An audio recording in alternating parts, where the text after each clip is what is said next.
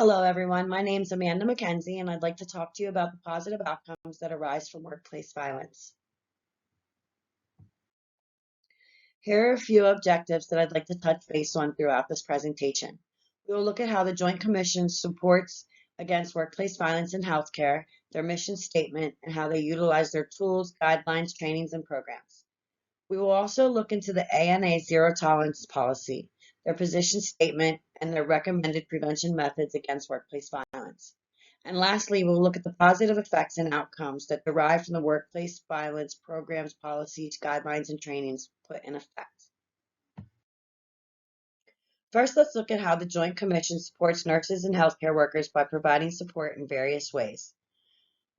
Their mission is to continuously improve healthcare for the public in collaboration with other stakeholders by evaluating healthcare organizations and inspiring them to excel in providing safe and effective care of the highest quality and value. The Joint Commission provides various sites, resources, and tools individuals and facilities can use to set standards, provide support, education, and trainings on workplace violence. These sites and tools also provide many various risk assessments for different occasions and different facilities.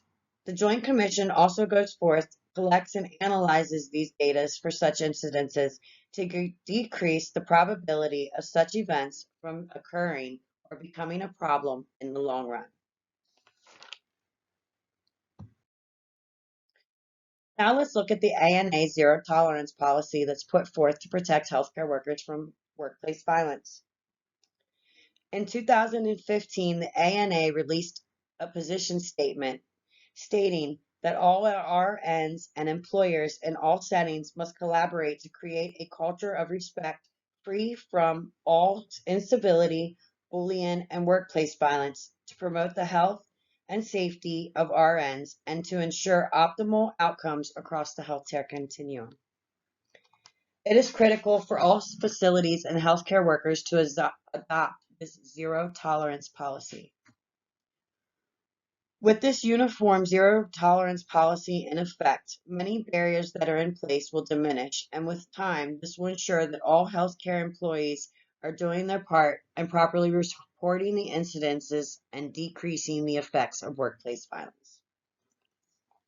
In the future, the ANA hopes that with this policy put in place, it will impact the effects of workplace violence for the better, eventually decreasing the numbers of incidents and ridding these problems altogether in the long run.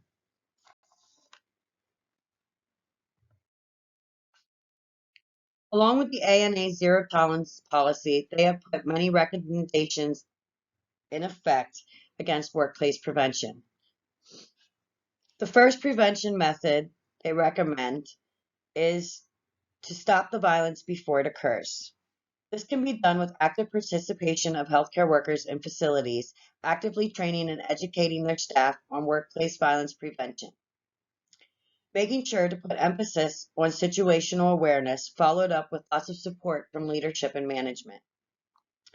The secondary prevention method is to respond immediately and effectively to violence. This method will address the short-term consequences that can arise from workplace violence and reduce any negative impacts that it may have left behind. Effective strategies for this method call for all healthcare workers and facilities to fully participate and take part in exploring the reporting system, making sure to pay close attention and look for any weaknesses or concerns within this system that will need to be addressed. Improper reporting methods are just one way to combat workplace violence. Lastly, there's tertiary prevention method. This has to deal with the long-term response of violence. This is looked at and dealt with by analyzing data and visualizing its outcomes and trends. This allows facilities and care teams to collaborate and evaluate the consequences of workplace violence and resolve the issues that may be at hand. When workplace violence programs are utilized and policies go into effect, many good things may occur.